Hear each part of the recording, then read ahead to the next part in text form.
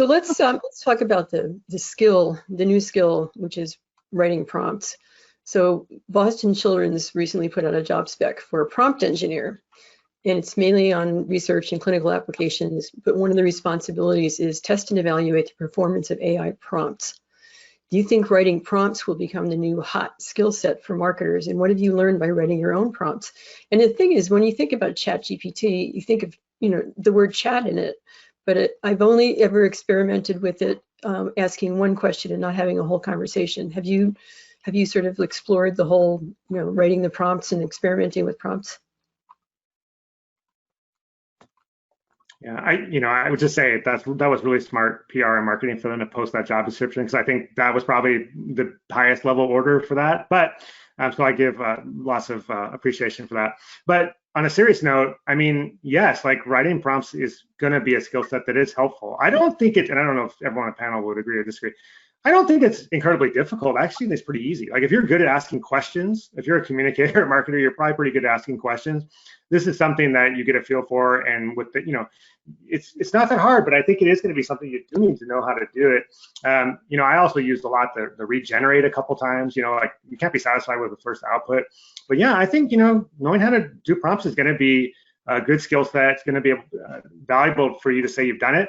I don't think it's incredibly difficult. That's at least how I feel about it right now. Anybody else playing around with prompts? I'll just throw in, I read that job description, which prompted me to look at a bunch of other prompt engineer jobs. Yeah, sorry about that. That was a joke generated by ChatGPT. It was at least the same quality.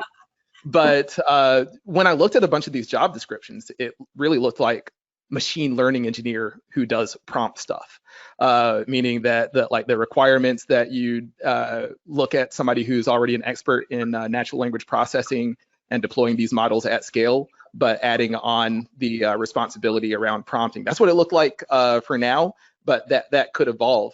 I love reiterating the fact that there's strategy and things that we're trained with over a long period of time. And again, think about the fact also that the conversations that you've had with your leaders and mentors, they didn't make it into the data set that ChatGPT and all these are trained on. Right. So when it comes to even when you're evaluating someone to hire, are prompting skills the thing that you're hiring for, or is producing high quality output like the things that they've done on a consistent basis that we're hiring for? So that's just my thought is to focus it still on the result. If prompting helped get there, then what have you, but if the result is high quality output, then whether that came from prompting or not might not make a difference.